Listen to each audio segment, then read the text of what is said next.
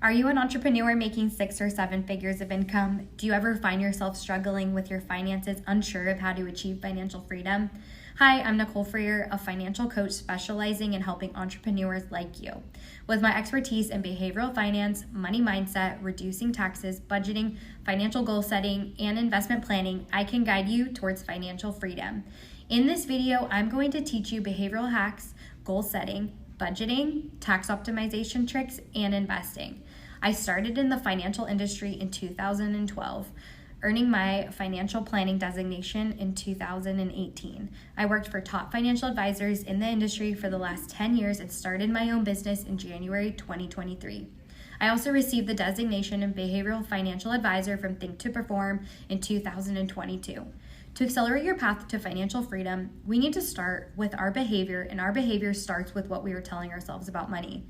We learned about money from our past, and generation after generation, we have inherited what our parents, family, and friends have taught us about money. I have a quiz on my website you can take for free to see what money scripts you are telling yourself. Money scripts are the unconscious belief we have about money. They influence everything from spending and saving habits to our long-term financial goals. They are strong predictors of income, net worth, and other financial behaviors like credit card debt.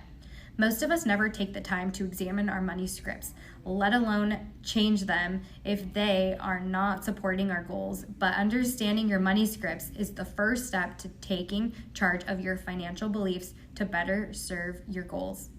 To change our behavior with our finances, we need to be aware of what is hindering us and replace negative money scripts about money with positive money scripts about money. After addressing our behavior, what do you want? What do you want your life to look like? Where do you see yourself in 5 years from now?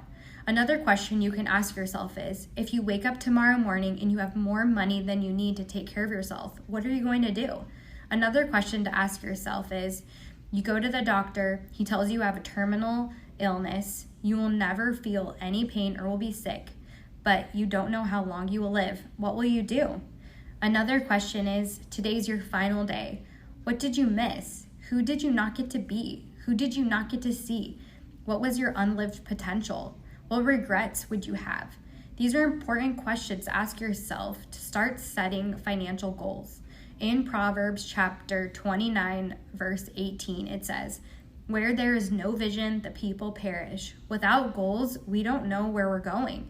Zig Ziglar said, "If you aim at nothing, you'll hit it every time." So set some goals for this year, next year, 3, 5, and 10-year goals. Once you know your goals and current behaviors, we need to look at where we are currently spending our money and then create a new spending plan moving forward. If you are in debt, I feel like this is, as scary as it might seem, will bring hope to your life by setting a plan of action. You may even find some extra room in your budget to do things you want to do in accordance with your values and goals and to get out of debt.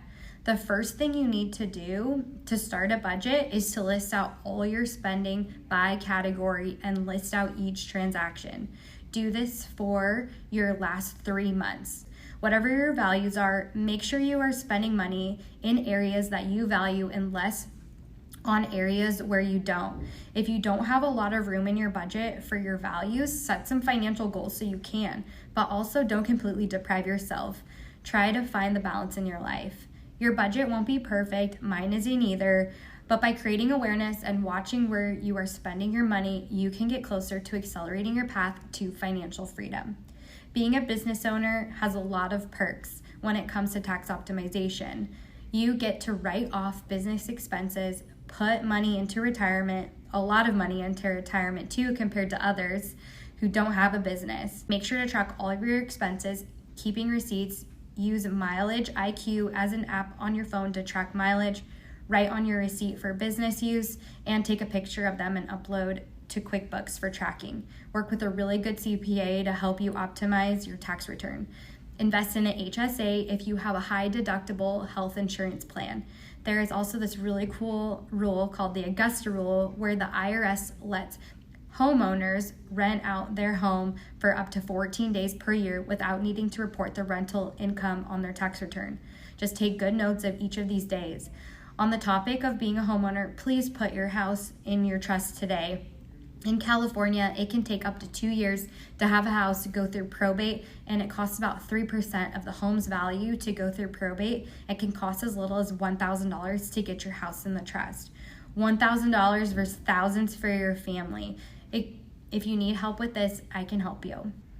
Finally, investing. As I mentioned above, you can have the business invest. There are tons of investing strategies out there. There are alternative investments such as real estate, storage units, bridge lending, and others. You don't have to physically own the entire company or structure, but you can invest a little bit into these areas. There is also private equity, which is investing in private companies that are not traded on the stock exchange, which means they aren't public companies like Google or Amazon. There is also investing in stocks or companies directly, and same with bonds and municipal bonds, which you can invest in directly. Bonds are like giving someone a credit card and you get the interest from that person, not paying off their debt. You can invest in an ETF, which is an exchange traded fund that mimics an exchange such as the S&P 500, which are the top 500 companies in the US, or the NASDAQ, which consists of more than 3,700 stocks, and more than half of those companies are technology companies. You can also invest in mutual funds. Mutual funds are a basket of companies looking to fulfill an objective very similar to an ETF, although ETFs are more passive strategies. Mutual funds usually have higher expenses compared to an index. Mutual funds are also more actively managed. You can have different investment objectives for each ETF or mutual fund, such as growth-oriented mutual funds or ETFs, or an AI-oriented mutual fund or ETF. There are tons of different investment options out there, but all these investments depend on your individual tolerance for watching your money go up and down each day, or how soon or how far away you will need this money. Working with a financial professional can help you make these decisions. All right, let's get real for a moment. Every entrepreneur, including you, is constantly faced with critical financial decisions. And let's face it, one wrong move can cost not just money, but time, energy, and potential growth. Now you continue to navigate this financial landscape alone, stumbling through costly mistakes, or you can bring in an expert, someone who's been there and done that.